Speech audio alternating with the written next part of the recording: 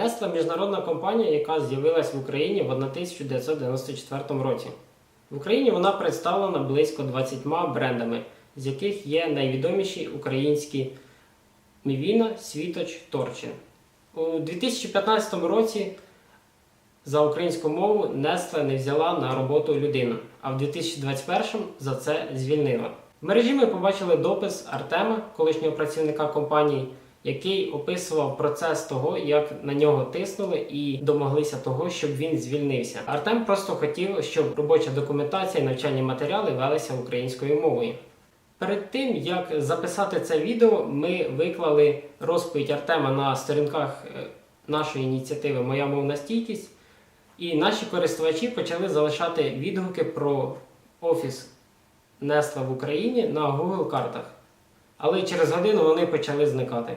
А зараз тут 143 відгуки, рейтинг 4,4. І є наш коментар, але я так розумію, що видно тільки нашій сторінці, тому що ми його робили, бо якщо зайти з іншої сторінки, то цього коментаря не видно. Вони видалили всі відгуки, які їм не потрібні для себе і для свого рейтингу, і залишили тільки ті, які їх хвалять. Наступний крок, ми опублікували це все в Інстаграмі і попросили своїх підписників тегати їхню сторінку Nestle міжнародного, щоб нас побачили цю інформацію і почали щось робити. І як результат ми отримали ось таку відповідь. В корпоративних комунікаціях, навчальних матеріалах ми використовуємо державну українську мову та англійську як мову міжнародного спілкування.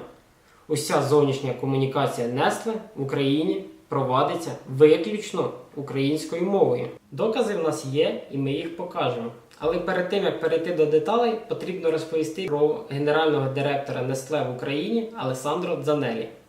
Алессандро Дзанеллі, італієць за походженням, очолив український офіс компанії Nestle в травні 2019 року. В інтерв'ю 16 березня 2020 року він розповів про цінності компанії і формування команди в Україні. Що можете сказати про бізнес-процеси в компанії, як ви відбираєте співробітників, кого звільняєте? Відповідаючи на запитання, скажу, що ми наймаємо і звільняємо людей в залежності від наших амбіцій і цілей. Для нас важливо, щоб наші співробітники поділяли наші погляди в цьому плані. Бути разом – це вигравати на місцевому ринку. І ми повинні йти на компроміс, тому співробітники повинні вміти жертвувати певними принципами задля досягнення загальної цілі команди – бути першими. Тому в своїй команді ми хочемо бачити людей зі схожими позиціями, амбітних. Так, іноді ми змушені розлучатися з деякими людьми, якщо вони не готові або не хочуть приймати і переймати ці амбіції. Тепер повернемось на попереднє місце роботи Алессандро Дзанеллі. З жовтня 2012 року по травень 2019 року він був регіональним директором в Росії, Україні та країнах СНД, де розвивав окремий бренд Nestle Purina.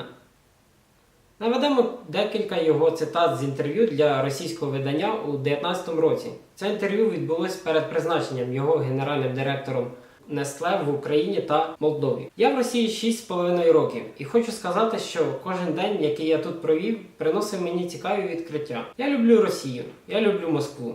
І мені надзвичайно близькі по духу росіяни. Думаю, що Росія зробила мене кращим. Я виріс не тільки професійно, але як і особистість, завдяки спілкуванню з цими прекрасними людьми. Нижче в цьому інтерв'ю репортер запитав, чи є надія, що він повернеться в Росію. Це не останнє моє призначення в Nestle.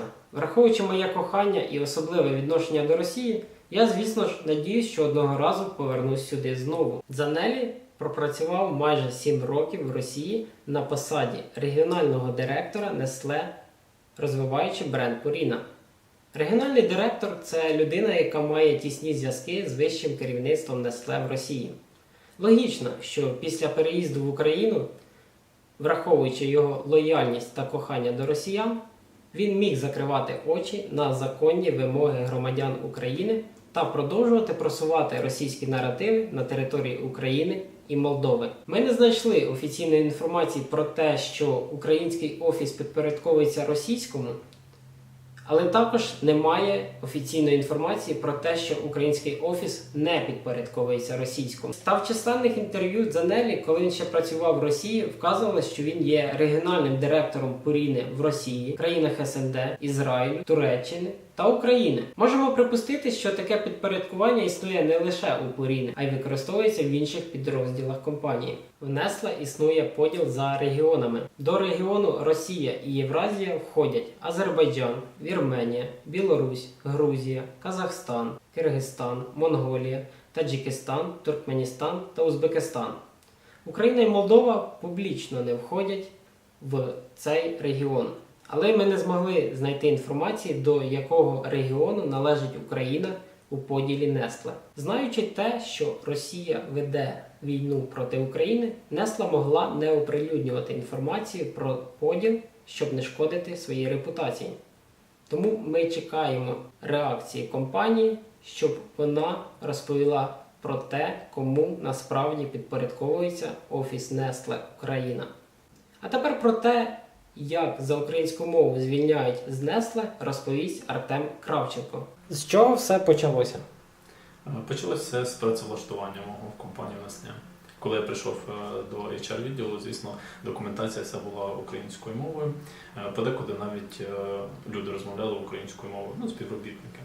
Звісно, я з самого початку почав розуміти, що українська мова не усюди застосовується в компанії, тому, в принципі, почав вносити пропозиції, побажання щодо надання інформації українською мовою, а не російською.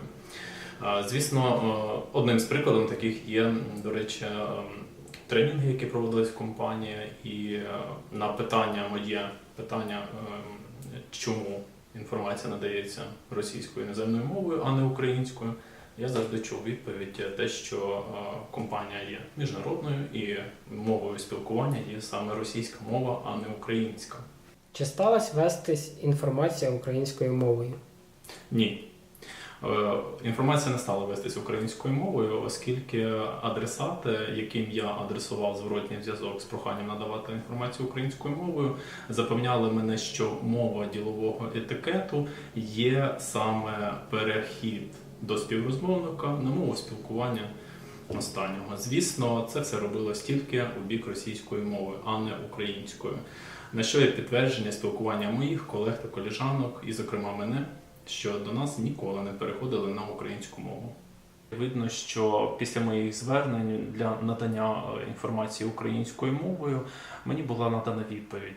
Артем, процедура відділу українською мовою, а всі глобальні документи несли англійською або російських мовах. Артеме, чому для українського офісу російська мова є основною? Тому що Україна і Молдова відносяться до макрорегіону, головний офіс якого знаходиться у Москві, зі слів адресатів. І прикладом цього також є те, що нам вказувало на те, щоб ми робили переклад з української мови на російську, деякі матеріали також перекладали з української на російську в робочому процесі. І, звісно ж, деякі тренінги організовувалися саме офісом в Москві, на яких ми були зобов'язані присутні.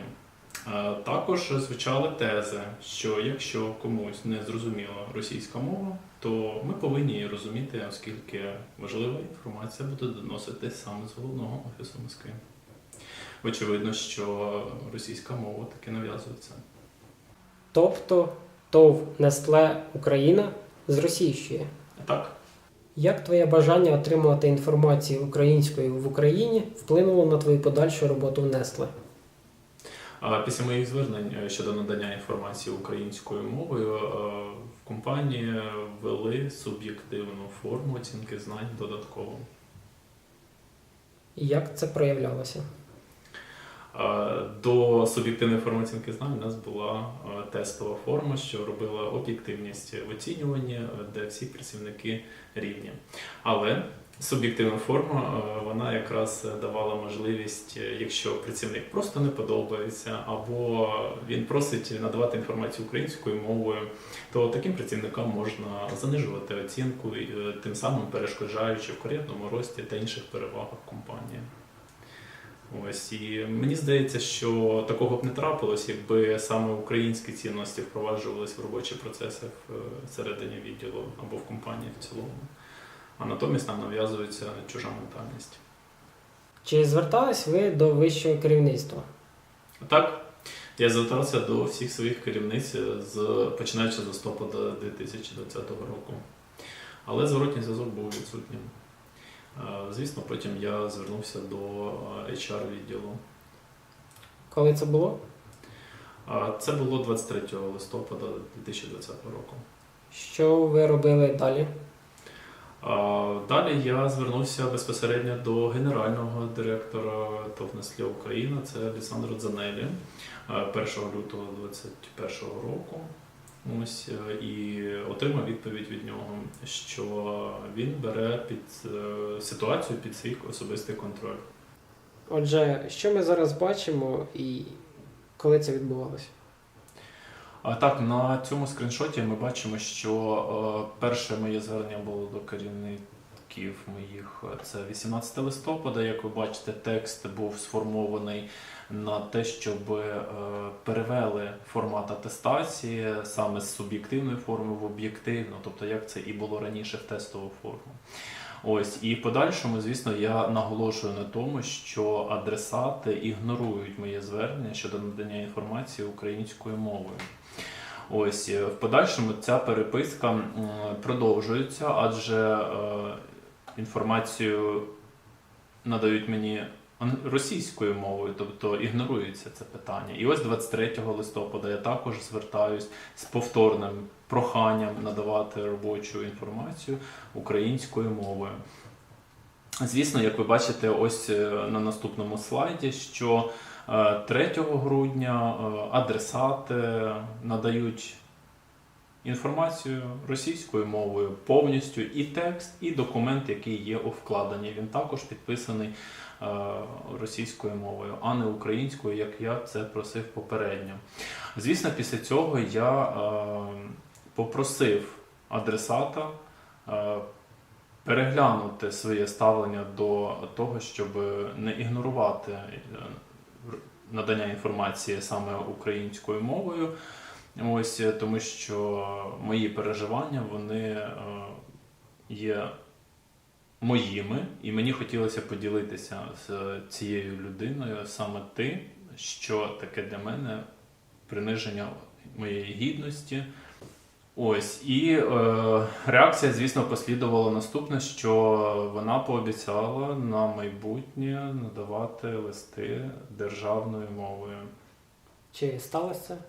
Так, частково це відбулося, але річ у тому, що продовжився на мене тиск. І як ви бачите на цьому слайді, це якраз той тиск, коли суб'єктивна форма атестації, тому що адресат сама вирішувала, як мене оцінювати. І, відповідно, я просив переглянути результати саме суб'єктивної форми атестації, і на мене почали створювати тиск щодо надання дуже коротких термінів для виконання завдань порівняно з моїми колегами, тобто не 10-15 хвилин, а всього 5 хвилин. Ось, і перездачі були лише комісійні. Ось, як ви бачите на цьому слайді, що я написав безпосередньо директору ТОВ Nestlé Україна Алессандро Дзанеллі. І текст повідомлення можна буде знайти окремо нижче за посиланням, але в принципі я просто що хочу наголосити на тому, що Алессандро Дзанеллі подякував мені за моє звернення, а також взяв ситуацію під особистий контроль. І як змінилося після цього ставлення? Після цього тиск лише посилився. Повернемось до того часу, коли ти звертався за підтримкою у відділ кадрів. Так. Я хотів просто позбутися вчинення цього тиску на мене. Ось, і оскільки в 2019 році проведена атестація, суб'єктивна форма атестації була вчинена саме до мене, мені хотілося просто, щоб цей тиск пішов, тому що оцінка моя була занижена. І не дивлячись на те, що я надавав повну змістовну відповідь на відкриті питання, оцінка все одно була нижчою за ті оцінки, які я отримував в тестовій формі, де були вони відмінними, а також коучингові сесії, оцінки в мене завжди до того часу були відмінними. Також регулярне підвищення зарплати, премії, вони також були постійно. Було підвищення достроково зарплати мені за визнання і успіхи в роботі. Чи надали вам підтримку у HR-відділі? Так, наступним чином мені надали посилання саме на цю систему, яка, в принципі, не містила конкретики, де мені необхідно було шукати, але запитавши у HR-ів, як видно на самих слайдах, що вони самі не могли зрозуміти, як користуватися цією системою незалежної звернень. Звісно, знаючи англійську мову, мені вдалося таки знайти систему незалежних звернень Speak Up Feedback. Ось після чого я написав туди звернення щодо порушень, які вчинились до мене на фоні суб'єктивної форми оцінки знань. Тобто незалежна система звернень діяла так само, як і керівництво? Так. Насправді я отримував лише формальні відповіді, а в подальшому сервер для мене був обмеженим. Чи змінилось ставлення керівництва до тебе після звернень до незалежної системи?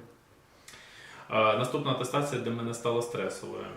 Упередженість, тиск, що чинилися до мене, створювали абсолютно нестерпні умови для її проведення. Звісно, в порівнянні з моїми колегами мені надавалися для виконання завдань всього 5 хвилин, а не 10-15 хвилин. Ось, і це створювало додаткові незручності і фактичне неможливість виконання цієї атестації. Чому суб'єктивна оцінка стала такою важливою для них? Очевидно, що саме суб'єктивна оцінка знань дала їм можливість звільняти мене. Тобто після цих звернень тиск посилився? Так, нас завантажували додатковою роботою. Вчинялись такі дії, коли працівникам обмежували доступ до деяких робочих матеріалів. Також нам завантажували рутинними додатковими взагалі завданнями, які нібито і входили в наші посадові інструкції, але вони дійсно перешкоджали нам. Плюс мені було призначено додатково 6 перевірок підряд за 1 місяць з фактично можливих 2 перевірок, як це було раніше. Ось в цьому ж плані якби відсутність зворотнього зв'язку від керівництва, від HR-відділу, від вищого керівництва Алессандро Дзанеллі спричинили нервове перенапруження, внаслідок чого я отримав незворотні наслідки для свого здоров'я. І після цього ви звільнились? Ні. Чому ви вирішили залишитись? Мені було важливим отримати зворотній зв'язок, оскільки я розумів, що для моїх звернень потрібен час. Чи отримали ви зворотній зв'язок? Так, якщо складання доган можна назвати зворотнім зв'язком. Ось як ми бачимо на скріншоті вказаний наказ від 29 квітня 2021 року. І тут іде попередження ось мене про порушення трудової дисципліни. І зі змісту доповідної записки менеджера з питань регіонального розвитку мого відділу. Тут, очевидно, є такий цікавий момент, що від 6 квітня 2021 року стало відомо, що 29 жовтня 2020 року, ну вони тут помилились, що я закрив візит особисто до такої-то лікарки в такій-то лікарні. Звісно, в них є система, за даними якої ця лікарка не працює вже впродовж останніх 3 років.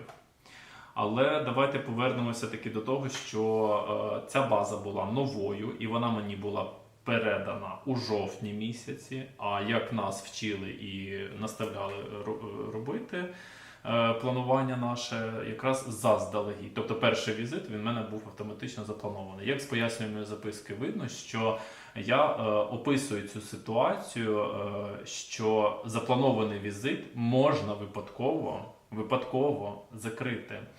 Тому трапляються такі інциденти, але це інцидент поодинокий в моєму випадку. Але якщо відкрити скрини саме цієї карточки лікаря, то чітко можна побачити, що попередні працівники відвідували регулярно цю лікарку впродовж цих 3 років. Тобто мій випадок є поодиноким і дійсно випадковим, а там це систематична система була. Тобто, як можна виносити догану, коли дійсно людина працює і в роботі можна помилитись. Випадково. Просто на автоматі. Це найбільше, до чого вони змогли придертися? Це, скоріш за все, що найбільше, тому що за 3,5 роки це один випадок знайшли. І то піврічної давнини. Оскільки зросійщення було вже очевидним в нашому відділі, дії HR-директорки Філоненко Наталії мене навіть не здивували. Ось, і першою доганою було складено заднім числом за півроку до винесення цієї догани. А друга догана вже була сформована з змістовними помилками на швидкоруч, очевидно, для того, щоб мене звільнити. Ви доклали всіх зусиль, щоб зупинити системне зросійщення. Зверталися до незалежних сторін, до найвищого керівництва, вели етичний діалог. Що ви зробили далі? Мій стан істотно погіршився, і я вирішив звільнитися і надати ситуацію розголосу. Тому що кожен бізнес, який працює в Україні, повинен приймати її правила. Чи можуть люди, які нав'язують чужі цінності, представляти інтереси компанії Nestlé в Україні? Ми радимо змінити керівництво, яке просуває російські наративи, та прибрати російську мову з полиць українських магазинів. Nestlé, наведи порядок в своєму гнізді або забирайся геть.